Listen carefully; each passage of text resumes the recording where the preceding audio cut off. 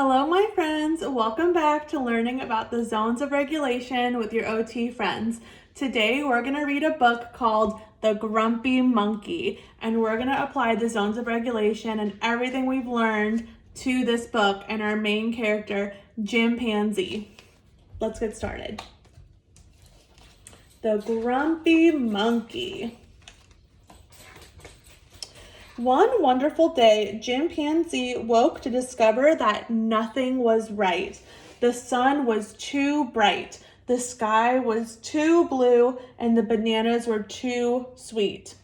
Okay, my friends, let's check out Chimpanzee. What do you notice about his face and his body cues? I'm seeing a furrowed brow and a big frown.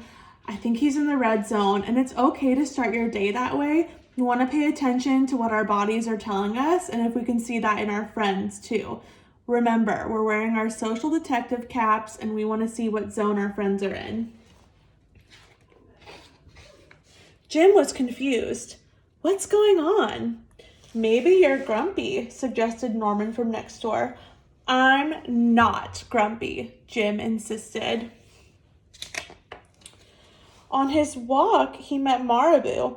Jim's grumpy, Norman told Marabou. Why are you grumpy? Asked Marabou. It's such a wonderful day. But look at how you're standing, Marabou said.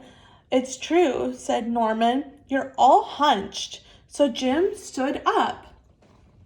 Goodness, Jim really isn't sure what zone he's in, and he's trying really hard to listen to his friends, but he's saying he's not grumpy. He's going to keep insisting that, so let's pay attention to how his friends are trying to offer him tools to help him get out of the red zone. Then he ran into Lemur. Jim's grumpy, Norman told Lemur. Why are you grumpy, Jim? Asked Lemur. It's such a wonderful day. Grumpy? Me? I'm not grumpy, said Jim. So again, he's still denying that he's in the red zone, and that's totally fine. We can go around and say that we're not feeling certain things, but that's hard for our friends and ourselves because we're just denying our true feelings, and we're not letting people help us feel better. Your eyebrows look grumpy, said Lemur. It's true, said Norman. They're all bunched up. So Jim raised his brow. And again, his friends are being so good to him. They're noticing his facial expressions and his body clues. They're really good social detectives. Then he tripped over Snake. Oh no, said Norman. That's the last thing you need when you're feeling so grumpy. Grumpy? Me? I'm not grumpy, said Jim. Then why that frown, said Snake.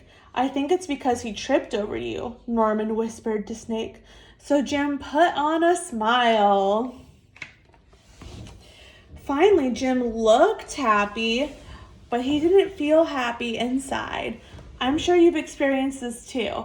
I know that I have. It's really hard to go through your day this way, just pretending and putting on a smile when really you're feeling blue or red. Everyone wanted Jim to enjoy this wonderful day. Let's see what kinds of tools his friends offer him. You should sing with us, said the birds. Jim didn't feel like singing. You should swing with us, said the monkeys, but Jim did not feel like swinging.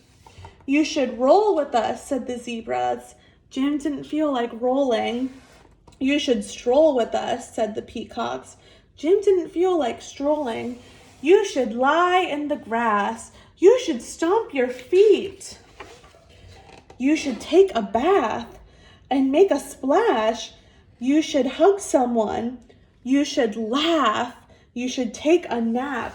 You should eat old meat or some honey. You should jump up and down. You should sit in the sun. You should dance. But Jim didn't feel like doing any of that. I'm not grumpy, Jim yelled and beat his chest. Okay, my friends, Jim is definitely in the red zone here, don't you think? And he's exhibiting some pretty unexpected behavior. So he's yelling and lashing out. He's beating his chest. His poor friends probably aren't feeling very comfortable with him acting this way. He stormed off. Jim felt sorry, a little sorry for shouting at everyone, but mostly sorry for himself. I guess I am grumpy. So let's look at Jim now. He's accepting his feelings, but he's feeling kind of sad about it. Can you see his face and his body clues? He's got sad, wide eyes and a big frown, and he's all slumped over. Poor Jim, he's in the blue zone now. Just as he was starting to feel really sad, he came upon Norman. Norman was slumped. His eyebrows were bunched up and he was frowning. Uh-oh, some more facial expressions to notice. What's the matter? Are you grumpy? Asked Jim. No, I danced with Porcupine. Poor Norman.